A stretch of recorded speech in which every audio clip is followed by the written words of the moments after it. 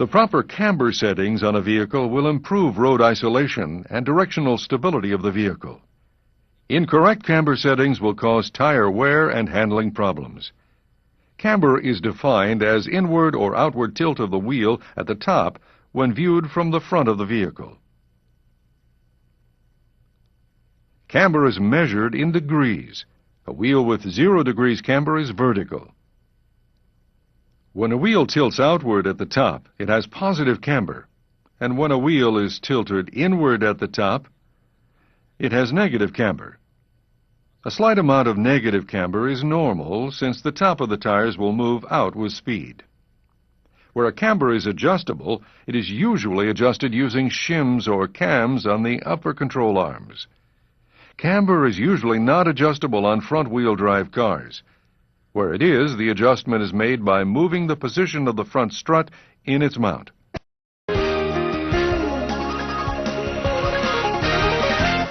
The primary functions of caster are to improve directional stability and steering wheel returnability.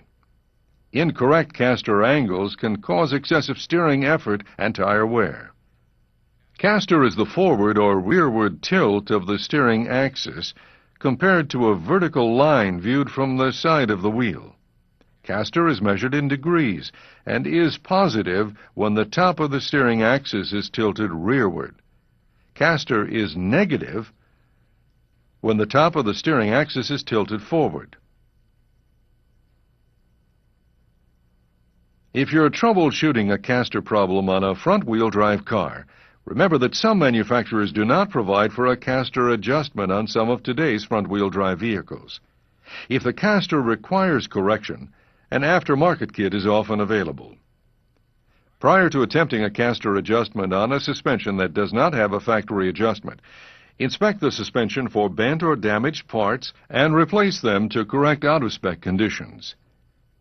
Adding and removing shims on the upper control arms will correct both camber and caster on most rear-wheel drive cars.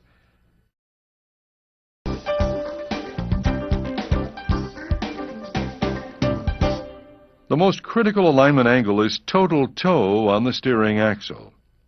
Excessive positive or negative toe will cause scuffing and wear on the shoulders of the tires.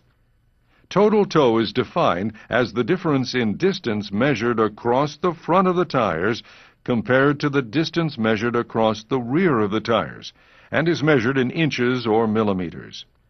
Total toe may also be defined as an angular measurement in degrees or in degrees and minutes. Toe is positive or toe in when the front of the tires are closer together than the rear of the tires.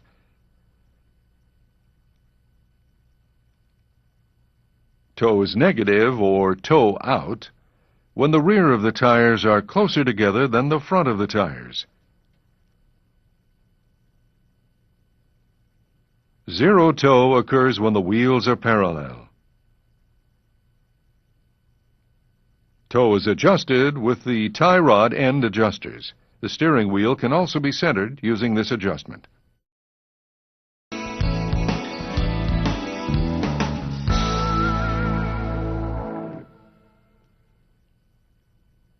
Steering axis inclination and included angle are often used as diagnostic tools.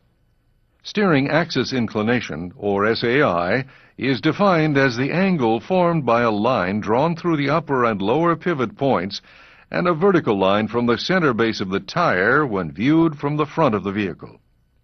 SAI is measured in degrees. We've defined camber as the inward or outward tilt of the top of the tire when viewed from the front. Camber is usually specified positive on the front wheels. So, included angle is the combination of SAI and camber. Large side-to-side differences in SAI or included angle may indicate damaged suspension components. On McPherson strut suspension systems, an incorrect SAI angle may indicate that the upper strut mount is out of position, or that the lower control arm is bent, or that the crossmember has shifted or is damaged. When SAI angles are unequal on the left and right sides, serious handling concerns can occur. These problems include excessive torque steer, steering pull during stops, or bump steer that pulls the car to one side during suspension jounce and rebound.